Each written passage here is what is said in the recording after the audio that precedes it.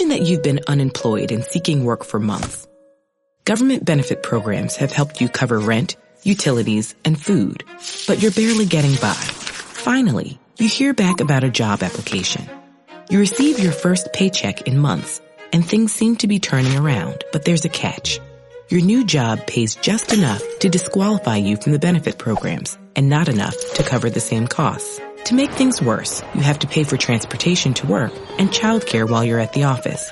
Somehow, you have less money now than when you were unemployed. Economists call this demoralizing situation the welfare trap, one of the many different poverty traps affecting millions of people around the world. Poverty traps are economic and environmental circumstances that reinforce themselves, perpetuating poverty for generations.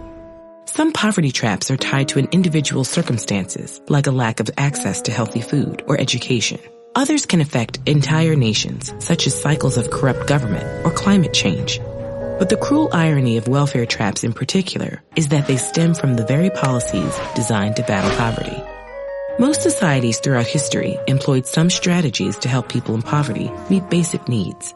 Before the 20th century, religious groups and private charities often led such initiatives.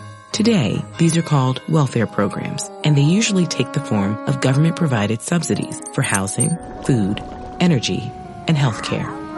Typically, these programs are means-tested, meaning that only people who fall below a certain income level are eligible for benefits.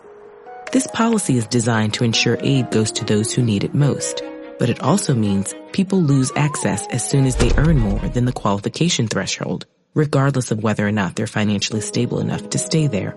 This vicious cycle is harmful to both those in poverty and those outside of it.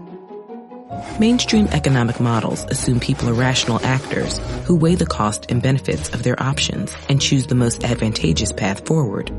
If those in poverty know they'll gain no net benefit from working, they're incentivized to remain on government assistance. Of course, people work for many reasons, including societal norms and personal values. But income is a major incentive to pursuing employment. And when less people take on new jobs, the economy slows down, keeping people in poverty and potentially pushing people on the cusp of poverty over the edge. Some have suggested this feedback loop could be removed by eliminating government assistance programs altogether. But most agree this solution is neither realistic nor humane. So how can we redesign benefits in a way that doesn't penalize people for working? Many countries have tried different ways to circumvent this problem. Some allow people to continue receiving benefits for a given period after finding a job, while others phase out benefits gradually as income increases. These policies still remove some financial incentive to work, but the risk of a welfare trap is lower.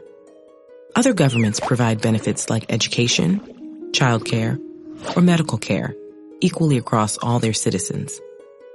One proposed solution takes this idea of universal benefits even further. A universal basic income would provide a fixed benefit to all members of society, regardless of wealth or employment status. This is the only known policy that could entirely remove welfare traps, since any earned wages would supplement the benefit rather than replace it. In fact, by creating a stable income floor below which no one can fall, basic income might prevent people from falling into poverty in the first place. Numerous economists and thinkers have championed this idea since the 18th century. But for now, universal basic income remains largely hypothetical. Although it's been tried in some places on a limited scale, these local experiments don't tell us much about how the policy would play out across an entire nation or a planet. Whatever strategy governments pursue, solving the welfare trap requires respecting people's agency and autonomy. Only by empowering individuals to create long-term change in their lives and communities can we begin to break the cycle of poverty. Agency is a type of power that comes from the marriage of action and choice. But what exactly is power? What role does it play in society? Is there a way to acquire and use it responsibly? Learn more with this video.